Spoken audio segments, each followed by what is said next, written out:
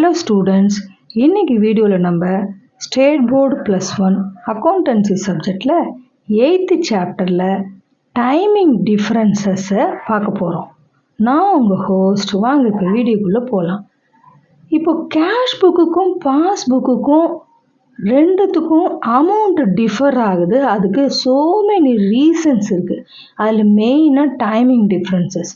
அந்த டைமிங் டிஃப்ரென்சஸில் 8 பாயிண்ட்ஸாக பிரிச்சிருக்காங்க. ஃபஸ்ட்டு பாயிண்ட்டை லாஸ்ட் வீடியோவில் பார்த்துட்டோம். செகண்ட் பாயிண்ட்டை தான் இப்போ பார்க்க போகிறோம். Sex deposited into bank but not yet credited.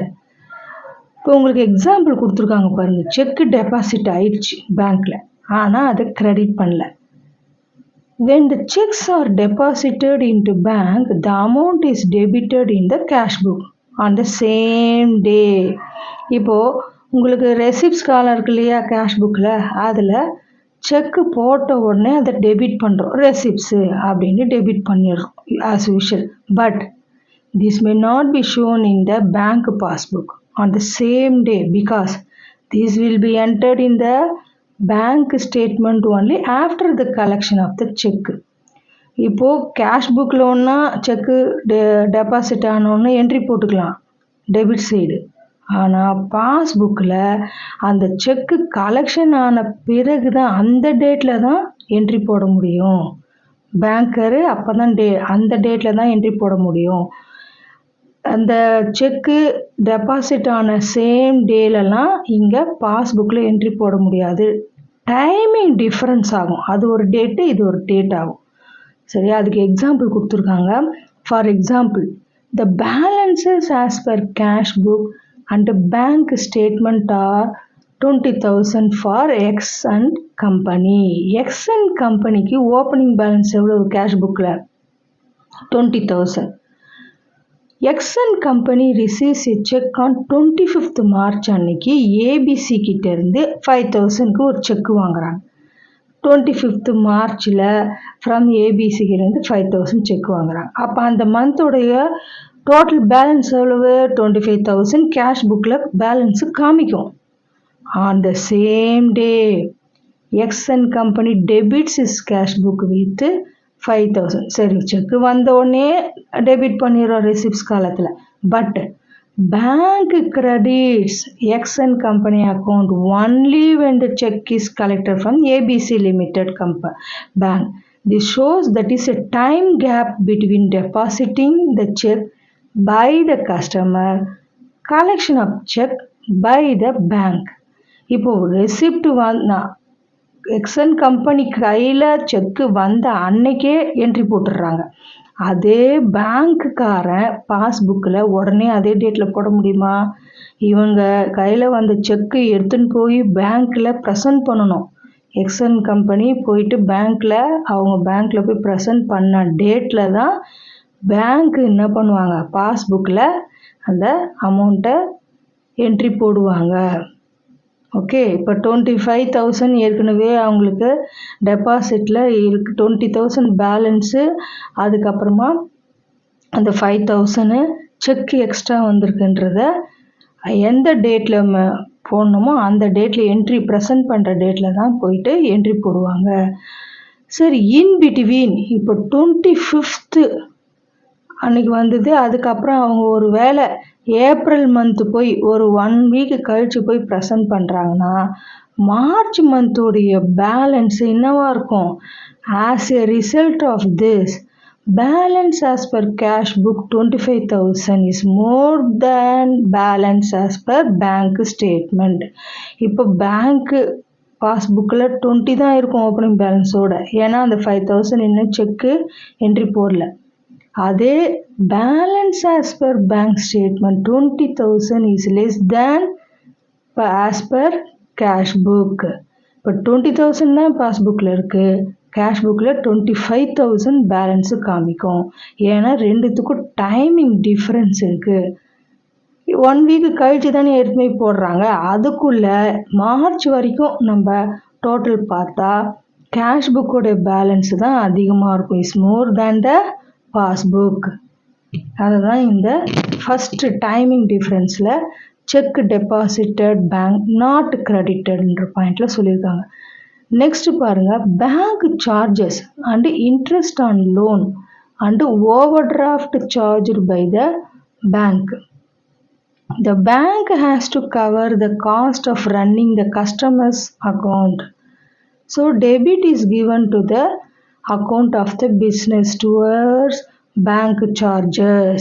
இப்போ பேங்க் வந்து அதோட சர்வீஸுக்காக சார்ஜ் கிளைம் பண்ணும் கஸ்டமருடைய அக்கௌண்ட்லேருந்து. அது மட்டும் இல்லாமல் வேறு என்னென்ன அமௌண்ட்லாம் கலெக்ட் பண்ணணும்னா லோன் கொடுத்துருக்குன்னு வச்சுக்கோங்க. இந்த பேங்க் ஓவர் டிராஃப்ட்லாம் இருக்குல்ல, பிஸ்னஸ் பண்ணுறவங்க போயிட்டு லோன் பேங்க்கில் வாங்கியிருந்தா அதுக்கு இன்ட்ரெஸ்ட்டு கலெக்ட் பண்ணும். இதெல்லாம் வந்து பேங்க் சார்ஜஸ். இந்த பேங்க் சார்ஜஸ்லாம் பேங்க்கோட பாஸ்புக்கில் டக்கு டக்குன்னு என்ட்ரி போட்டுருவாங்க.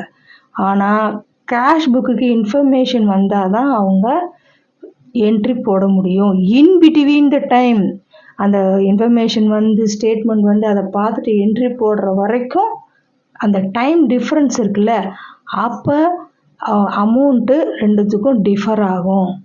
Also if the business had taken any loan overdrawn, interest has to be paid by the business. அதுக்கு வட்டி கட்டிட்டு ஒரு லோன் வாங்கியிருந்தாலும் அப்புறம் ஓவர் டிராஃப்ட் வாங்கியிருந்தாலும் these entries for bank charges interest in the bank statement, but the entry is made in the cash book only when the bank statement received by the business.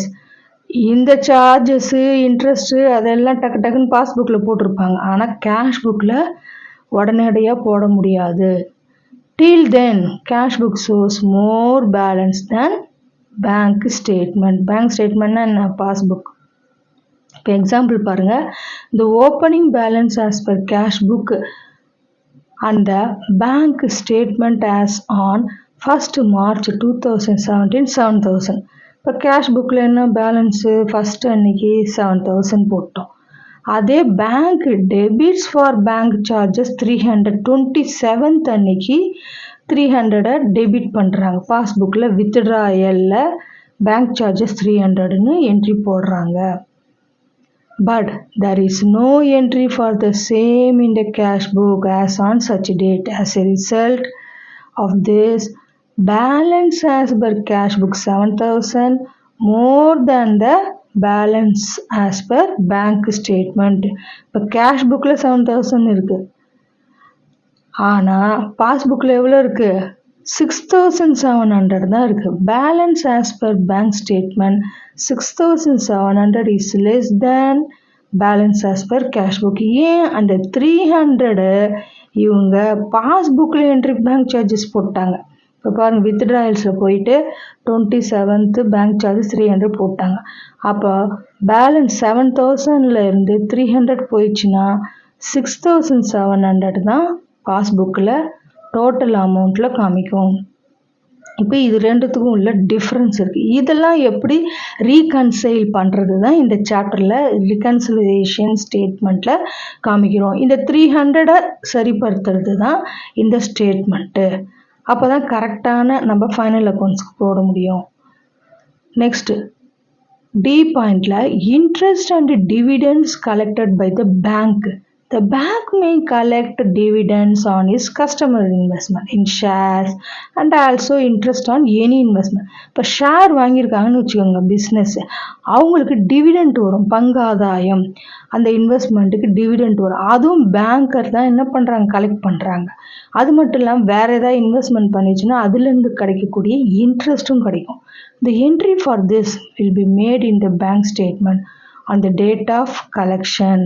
But the entry made in the cash book only when the bank statement received by the customer. இப்போ பேங்கருக்கு தெரிஞ்சிடும் கரெக்டாக பேங்க்கில் தானே இந்த interest டிவிடெண்ட்லாம் வரும். So அவங்க கரெக்டான அந்த டேட்டில் எந்த டேட்டுக்கு கலெக்ட் பண்ணுறாங்களோ என்ட்ரி போட்டுருவாங்க. அதே பிஸ்னஸ்ஸு கேஷ் புக் வச்சுருக்காங்களே அதில் அவங்களுக்கு பேங்க்கில் இருக்கிற அமௌண்ட் எப்படி இவங்களுக்கு தெரியும்? பேங்கர் வந்து ஸ்டேட்மெண்ட் கொடுத்தா தான் நாங்கள் இவ்வளோ அமௌண்ட் ரிசீவ் பண்ணியிருக்கோம், இவ்வளோ இன்ட்ரெஸ்ட்டு டிவிடெண்ட்டு அப்படின்னு அவங்க ஒரு ஸ்டேட்மெண்ட் கொடுப்பாங்க கஸ்டமருக்கு, இந்த பிஸ்னஸ்க்கு. அதுக்கப்புறம் தான் இவங்க கேஷ் புக்கில் என்ட்ரி போட முடியும். டில் தென் அது வரையும் the cash book shows less balance than the bank statement. அவங்க அந்த ஸ்டேட்மெண்ட்டை ப்ரொடியூஸ் பண்ணுற வரைக்கும் அந்த டைம் இருக்குல்ல 1 வீக் 2-3 டேஸு அதை தான் டைம் டிஃப்ரென்ஸுன்னு சொல்கிறோம். For example, the balance as per cash book bank statement 15,000. The bank has collected dividends 1,000. As a result, bank statement எவ்வளோ இருக்கும் 1,000 rupees increase ஆச்சா 16,000 total. Until the customer receives such information, records the same balance as per cash book is lesser by 1,000.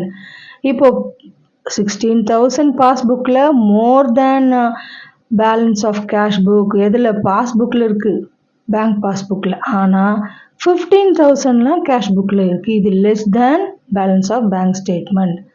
இப்போ பாருங்கள் இந்த D பாயிண்டில் ABCD சரி.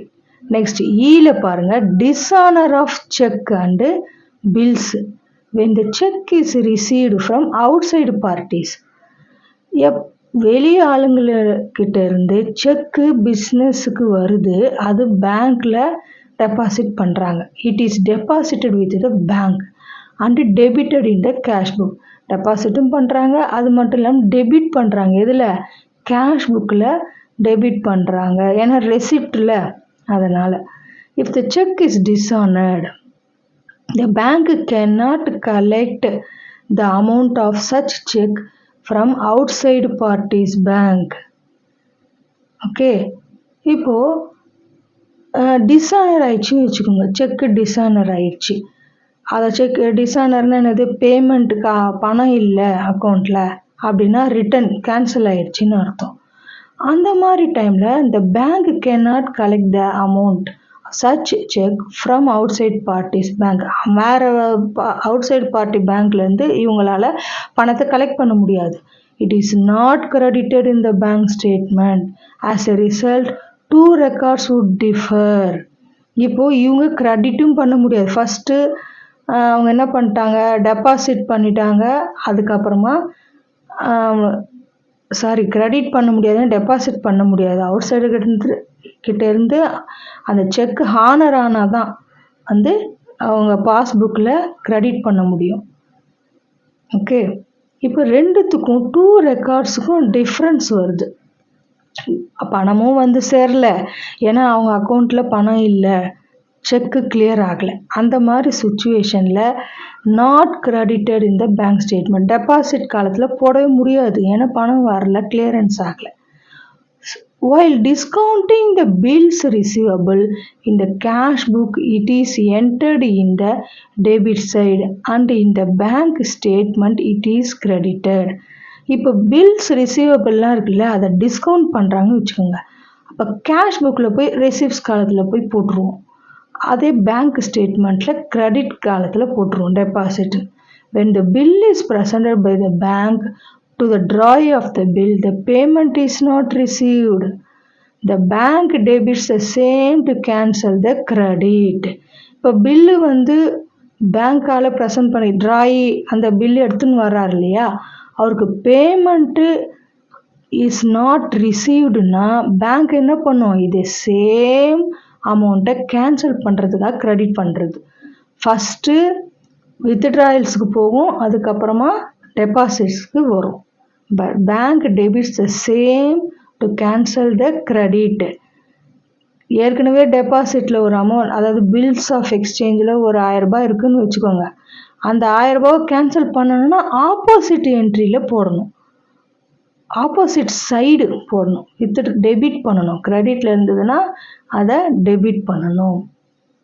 But credit is made in the cash book only when the customer gets the entries made in the bank statement is received. Cash bookல எந்த டிரான்சாக்ஷனும் வச்சுக்க முடியாது, ஏன்னா bank இந்த ஸ்டேட்மெண்ட் கொடுத்தாதான். The bank may also charge some amount for such dishonor. இப்போ example கொடுத்துருக்காங்க பாருங்கள். Opening balance as per cash book வந்து 5,000 1 ஜான்வரியில்.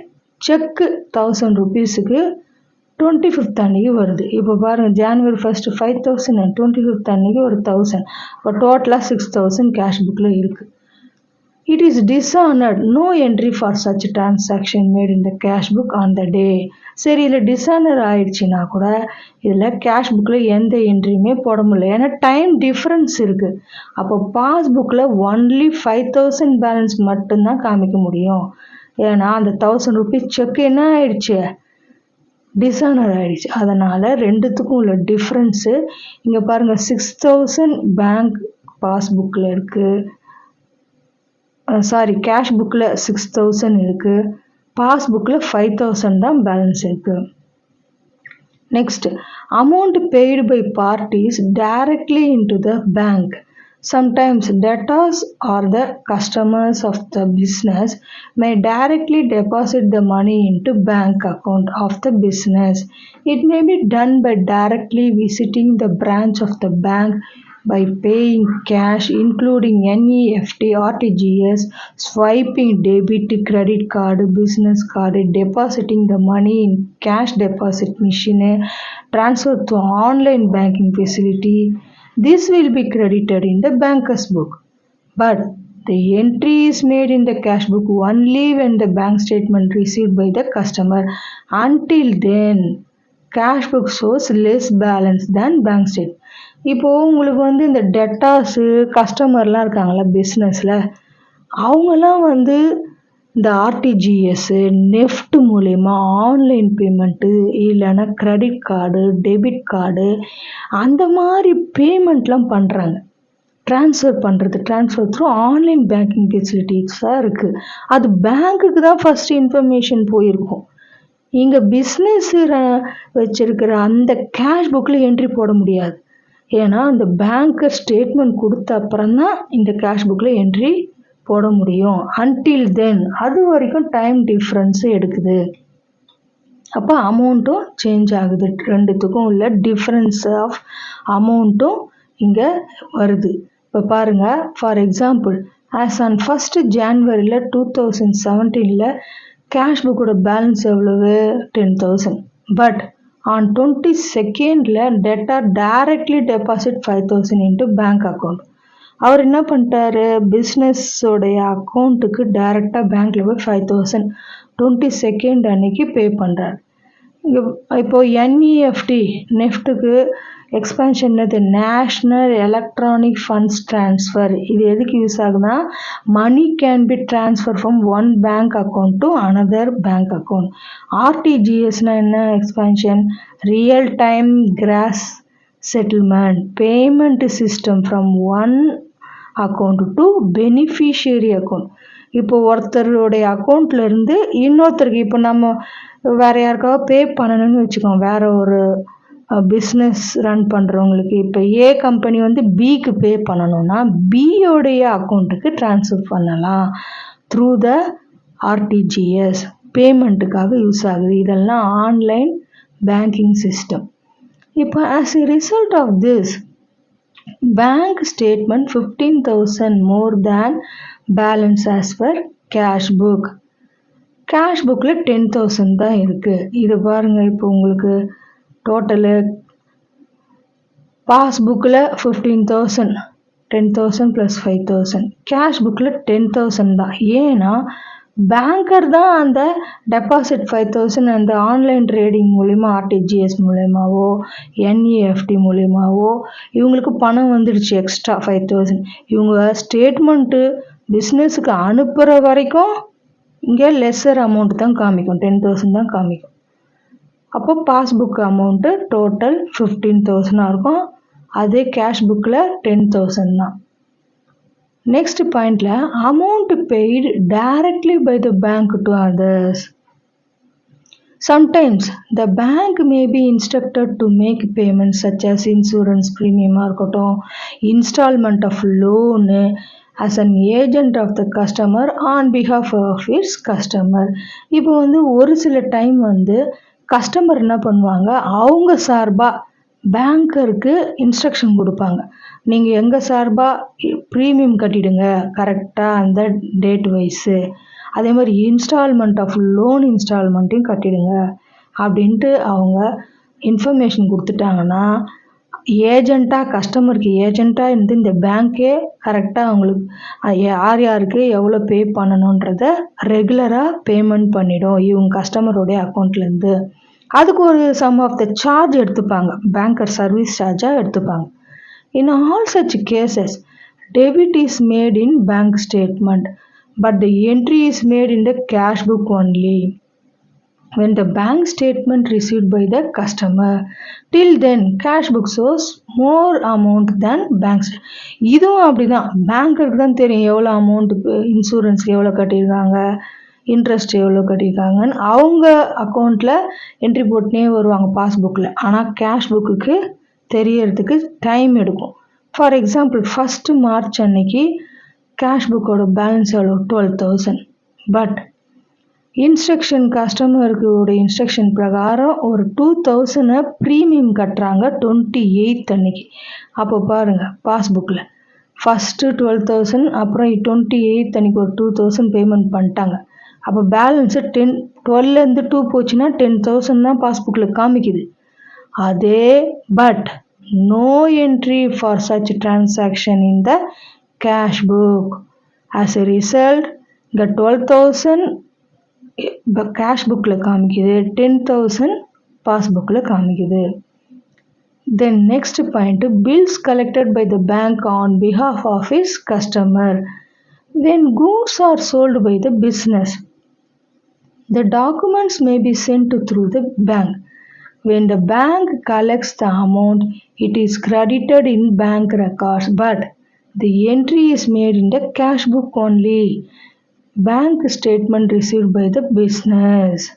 இப்போது கூட்ஸ்லாம் சேல்ஸ் பண்ணுறாங்க பிஸ்னஸ், அதுக்கு டாக்குமெண்ட்ஸில் பேங்க் மூலியமாக சென்ட் பண்ணுறாங்க. அதே மாதிரி பேங்க்கு தான் அந்த அமௌண்ட்லாம் கலெக்ட் பண்ணுது. சேல்ஸ் பண்ண ஐட்டத்துக்கு பணத்தை பேங்க்கு கலெக்ட் பண்ணுது, அது கிரெடிட் பண்ணி வச்சுக்குது, deposit credited. Till then the bank statement shows more than cash book. Cash புக்குக்கு தெரியாது எவ்வளோ பணம் கலெக்ட் பண்ணி வச்சுருக்காங்க. அந்த டைம் டிஃப்ரென்ஸ் இருக்குல்ல, அவங்க ஸ்டேட்மெண்ட் அனுப்புகிற வரைக்கும் தெரியாது. The balance as per bank statement is more than balance as per cash book. இப்போ பேங்க் ஸ்டேட்மெண்ட்டாக பாஸ்புக்கோடைய பேலன்ஸ் அதிகமாக இருக்கும். Balance as per cash book less than balance as per bank statement. Cash புக்கில் கம்மியாக இருக்கும், ஏன்னா அவங்க இன்ஃபர்மேஷன் இன்னும் அனுப்புகிற வரைக்கும் கம்மியாக இருக்கும். அதுதான், ஏன்னா பில் கலெக்டட் பை பேங்க்கு தான். சரியா? ஸோ இந்த மாதிரி சுச்சுவேஷன்லாம் பாஸ்புக்குக்கும் கேஷ் புக்குக்கும் அமௌண்ட் டிஃபர் ஆகுது. இதெல்லாம் சரிப்படுத்துறதுக்கு தான் இந்த பிஆர்எஸ் ஸ்டேட்மெண்ட்டு ப்ரிப்பேர் பண்ணுறோம். ஓகே ஸ்டூடெண்ட்ஸ், இந்த வீடியோ பிடிச்சிருந்தா லைக், ஷேர், சப்ஸ்கிரைப் பண்ணுங்கள். தேங்க்யூ.